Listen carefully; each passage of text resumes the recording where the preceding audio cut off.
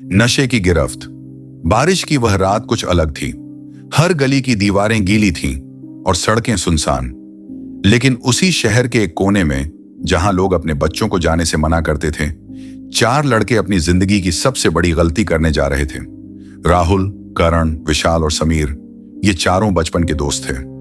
एक ही मोहल्ले में पले बढ़े, एक ही स्कूल, एक जैसे सपने। लेकिन वक्त और संगत ने उन सपनों को धुंधला कर दिया। शुरुआत छोटे मोटे झगड़ों और चोरी छुपे सिगरेट पीने से हुई थी, पर अब मामला चरस, गांजा और कोकीन तक पहुंच चुका था। राहुल का बाप एक पुलिस अफसर था, सख्त और ईमानदार। राहुल उसी दबाव से भागकर नशे की ओर गया। करण का भाई पहले से ही जेल में था और वहीं उसे यह रास्ता दिखा गया। विशाल पढ़ाई में अच्छा था, पर गलत दोस्ती में पड़कर अपनी राह भटक गया। और समीर, वह बस अकेलापन मिटाने के लिए इस दुनिया में घुस गया था। उनकी मुलाकात एक आदमी से हुई। अजीब सी आंखें, खौफनाक मुस्कान। नाम था सज्जन। मगर उसके अंदर छिपी हैवानियत की परतें धीरे धीरे खुलनी शुरू हुई। उसने कहा, जो नशा तुम्हें मिल नहीं रहा, मैं दिलाऊंगा, लेकिन इसके बदले तुम्हें मेरे लिए कुछ करना होगा। पहली डील थी एक बंद मकान से एक बैग लाना। कहा गया, सिर्फ बैग है, कुछ ज्यादा नहीं सोचना। लड़कों ने हां कर दी। रात के अंधेरे में वे उस घर में घुसे। चारों के पैरों में कंपी थी, पर नशे की भूख उससे भी बड़ी थी। मकान की खामोशी डरावनी थी, जैसे दीवारें भी कुछ कहना चाहती थीं। बैग उठा ही रहे थे कि विशाल को एक चीख सुनाई दी। किसी और ने नहीं सुनी। फिर समीर को लगा जैसे कोई छाया उसके पीछे खड़ी है। करण ने देखा कि उस कमरे की दीवारों पर खून के धब्बे हैं।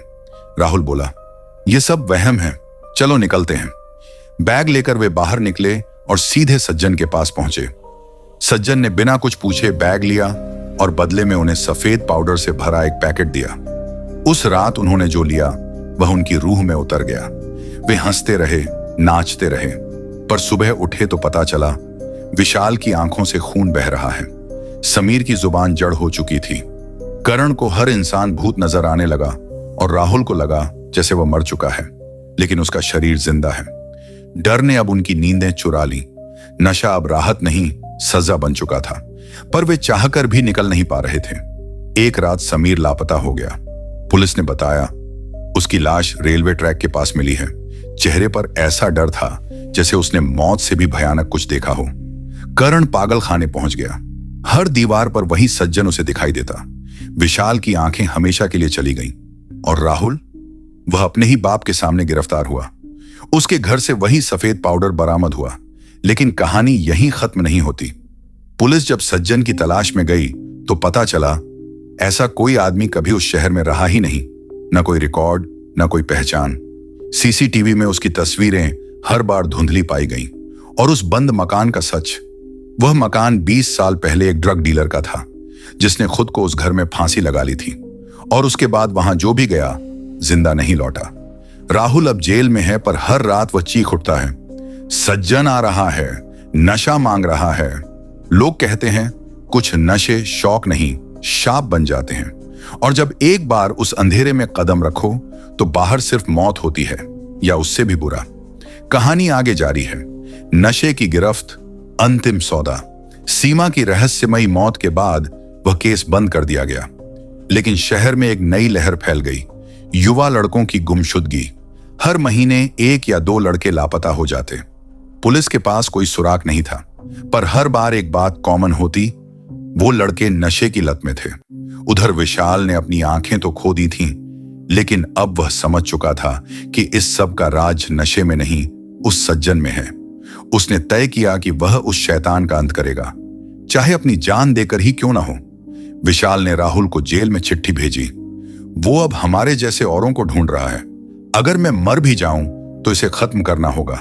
सज्जन को खत्म करना होगा, वरना यह सिलसिला कभी नहीं रुकेगा।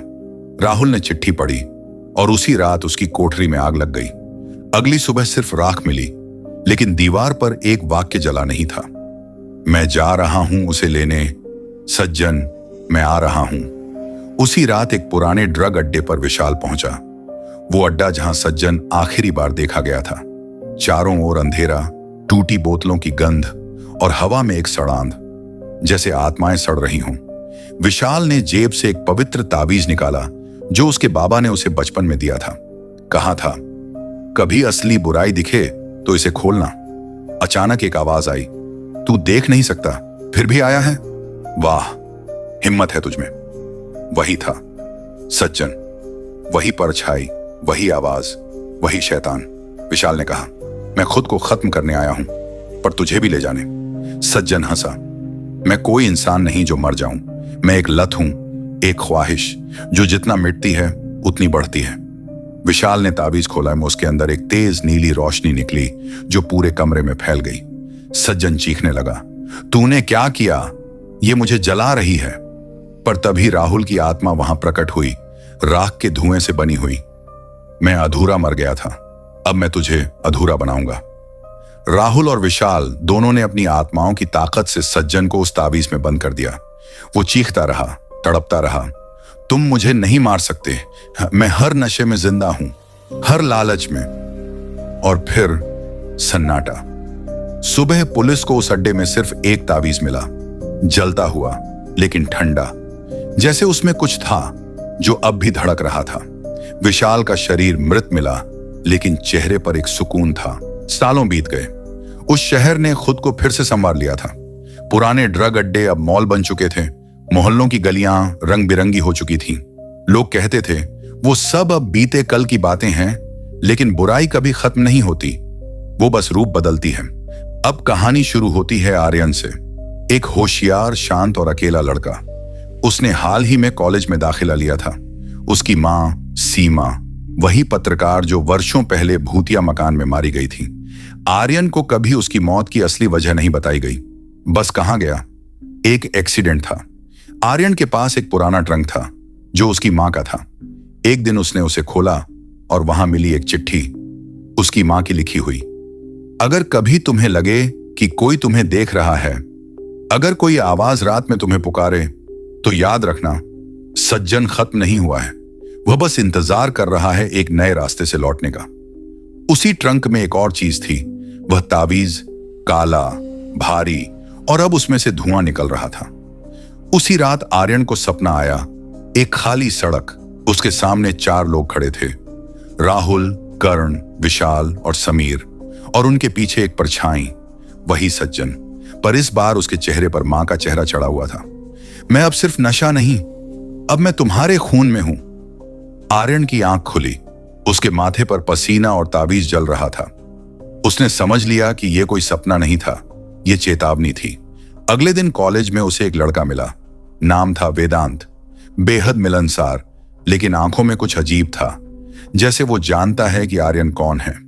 धीरे धीरे आर्यन को एक ग्रुप में शामिल कर लिया गया। वे लोग जो आधुनिक ड्रग्स लेते थे, डिजिटल LSD, वर्चुअल हाइप और नए साइकेडेलिक पदार्थ।